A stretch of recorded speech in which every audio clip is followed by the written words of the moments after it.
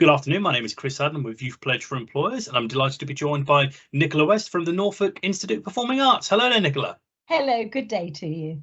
Good day. Thank you for giving up your time to speak with me this afternoon. And I guess my starter for 10 question really has to be, can you tell me a little bit about your organisation and what it is you do? Norfolk Institute of Performing Arts does what it says on the packet. We provide training, full-time higher education training to students from 16 years of age to 25 or over in dance, drama, musical theatre. We are unique on our platform because not only are we providing the performance training to go out and have a career actually as a professional performer, but we're also developing students' skills in teacher training, and they come out with their teaching qualifications as well, which is vital for the long-term employability, certainly in our day and age where we are now looking at, are you still employed in this industry when you're in your 50s?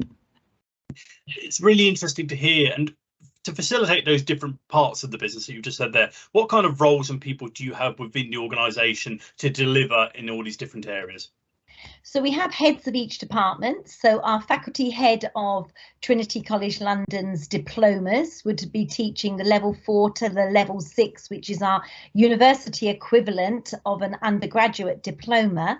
And they would be covering things such as the acting skills, practitioner skills, looking at the concepts of the theatre, the history of the theatre. They would be looking at the module breakdowns for them to get their diplomas. Then there's someone like our lovely Ben Lake, who is our head of our music department, and he looks at our professional performing singing skills, musical theatre skills. He works profoundly in the industry all the time, and so his input is wonderful for the students. We have a head of dance, head of ballet. All our different departments have their own unique path, taking the students through the professional training alongside looking at their own unique abilities and skills, how they can develop them further into their own chosen career. We can even also offer things such as our green screen equipment, so they start to look at, maybe they want to be a weather person and stand in front of the camera and indicate whether it's a stormy day today. They might also want to go behind the camera and look at being a filming person, choreography, directing, stage management, working in the community. We put on a pantomime every year, free of charge, to primary schools all the way across Norfolk, and they go on a touring bus and they set up the sound equipment and the scenery and the costumes, and they perform as a touring company. So this gives them skills in team building, management of their own costume and their own area of expertise, but also what it's like to work in a community field. So there's many branches to our options that we have here at the Norfolk Institute. It's really interesting to hear about all the different areas, as you've said there, and all the different opportunities that that people get to learn, the different skills they get to learn as well. So I say, you've already touched on some of the skills they can learn and develop. From your perspective, what kind of soft skills or personality traits would suit a young person well coming into your establishment? A really positive attitude to life, looking at creativity. Anything in the performing arts comes under the sphere of the industry of creative arts. So even looking at connections and collaborating with contemporary artists, poets and other fields.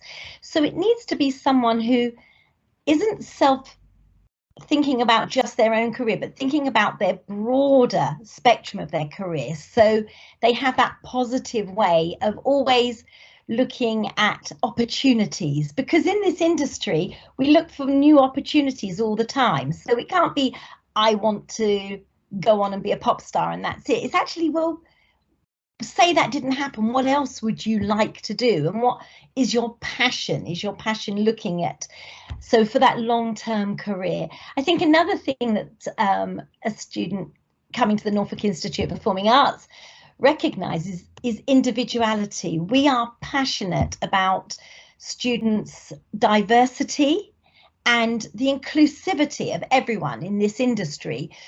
We are hoping that the world is changing and that the performing arts has opened its eyes and its doors to a much more diverse range of performers, and certainly here that is our ambition, and to support those students. So we are looking at them coming to audition as a student that has the passion to wish to do this and the drive and energy. There's going to be hurdles to jump, mountains to climb, such as rejection.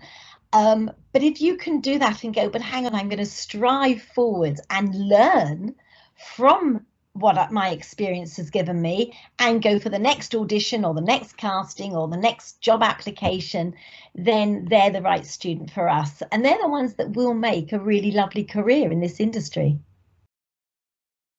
You touched on it there, as you say, about the need for that positive attitude, that focus on the next opportunity or what opportunities are available.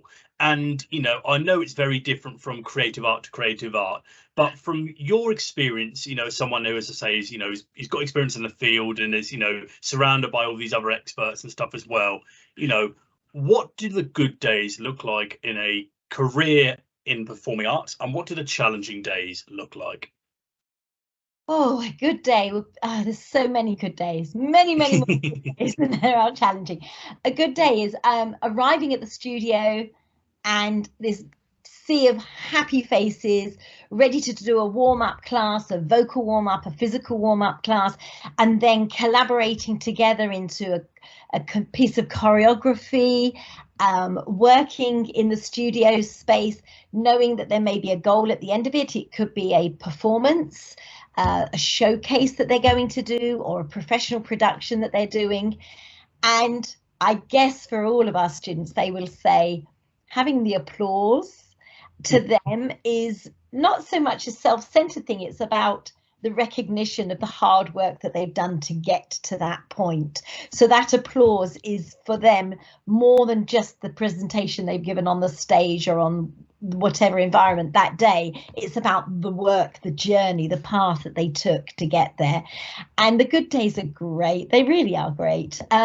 Hurdles will always be rejection, because this is a cutthroat industry and not everyone is going to have the right vocal delivery or the right acting skills or accent skills or whatever for that particular job. You'll go for the job, you'll audition for a job, and then they might say, sorry, you're not right for the part. You don't get that much feedback.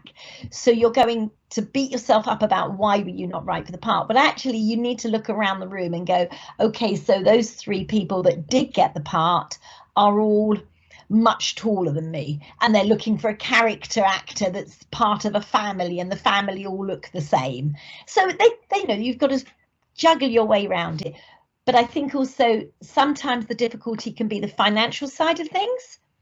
So everyone I know in this industry, and I know a lot of people in the industry who professionally, who've been on the West End, who've been in films and television and things, say there's always a second job. And the second job is kind of paying for your mortgage. So that's why we say, get your teaching qualifications, really go for those teaching qualifications, because there are some amazing institutes like ourselves and other colleges around the country that would benefit from your experience, whether it's for a one-off workshop or for going on to their faculty and teaching, and have that as your stable career income as well, because the teaching qualifications now are recognised globally if they are accredited, and open doors to international travel as well. I myself have been lucky enough to work in Singapore and Bahrain and other countries, and those teaching qualifications open those doors. And for a young person looking to, whether it's to apply for your institute or looking to get into the performing arts field in general, like, how do I put it? It's never been easier, how do I put it, with social media and technology to make other people aware of what you're doing, of what your talents are. You know, as I say, you can, you know, whether it's recording videos for you know, of yourself singing on your phone, upload to social media, all these kind of things. So from your experience, whether it's to apply for your institute or to facilitate a career in performing arts full stop, what kind of things can young people be doing now to help highlight and build a portfolio of their skills to give them an advantage, whether, as I say, it's applying for your institute or for possibly later on in their career path? So if they would like to go into musical theatre, get a great singing teacher that can work on your skill set so that you're not straining or stretching your voice or damaging your voice, that you're being trained, because sometimes belting out a karaoke song might actually damage your voice. So look for a really good singing teacher. Look for a fantastic, if it's the dance you want to do, a dance school that has qualified teachers. So there is a lot of dance schools out there, and they all benefit different children in different ways. If they want to just go and have fun and do a bit of hip hop and things, that's absolutely brilliant. That's fantastic. They're out there dancing.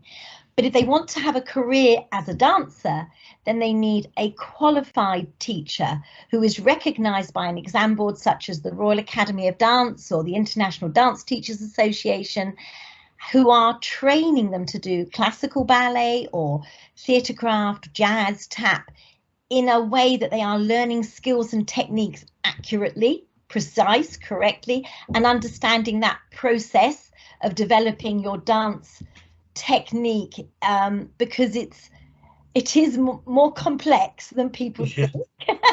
So when you do go for an audition and they'll say to you, do a coupé, chassé, pas de bourrée, glissade, grand jeté, you know what they're talking about. That qualified dance teacher will be able to teach you accurately. The same in drama. I feel that there's a lot of acting groups and classes which are wonderful out there for social inclusion and things. But I feel that if you can find a qualified acting teacher, qualified with the Trinity College London is a fantastic direction that we go in. And that way they're learning a process of performing arts that's understanding complexities such as the subtext of a piece. What was the objective of your character? What is your super objective? Looking at practitioners such as Stanislavski and Brecht and things. So you are learning skills. The same as if you want to go on and be a physician or something, you would be having lessons that take you in that correct path. So it's lovely having fun, going to some of our big franchises that are out there with big franchise classes and fun classes. But if you want to take a really clear performing arts path, especially in the academic side of it, teaching eventually, then go out there and find qualified teachers. Or the exam boards, such as the Royal Academy of Dance. If you go to their website, a list of qualified teachers comes up with a little map, so you can find them quite easily. Fantastic, thanks, Nicola. There's lots of really useful insightful advice there. And it leads me quite well into my final question, actually, which is all about advice. And you've spoken a little bit about, sort of your experiences, and how that sort of impacted you. So if I could take you back to say, and you could speak to say a 17, 18-year-old Nicola, you're about to go out on your career path again, taking into account things you've learned from the experiences you've had. What's the one piece of career advice you would go back and give to your younger self? Embrace opportunities. Don't feel that any opportunity is below you, because it's not. It's, if it's a pantomime on the end of the pier somewhere in a region, great, that's an experience, a stepping stone to the next part of your journey. I personally don't have any regrets, because I had a fantastic career and I had teachers that guided me beautifully from when I was very young and explained to me the benefits of teaching qualifications, which I managed to get. And I'm now, for my old age, a life member of the Royal Academy of Dance. So I feel like I've been around a while. But I also feel, as a younger person, I was unaware of the international opportunities. And so maybe I would have focused myself more on looking, before I settled down, got married and had a lovely family, at the opportunity of traveling internationally in the performing arts. So with that in mind, there is a great platform out there across the world, and our young people should be able to embrace it. That goes alongside taking note and networking with the people who are training you. Be polite to everyone. Be literally polite to everyone, because that person who's in your class, don't judge the person stood next to you in your class, because the next time you go for a job offer, they might be the director. So, I think it goes with all walks of life. Be polite, be kind, be thoughtful and generous, and look at opportunities through networking.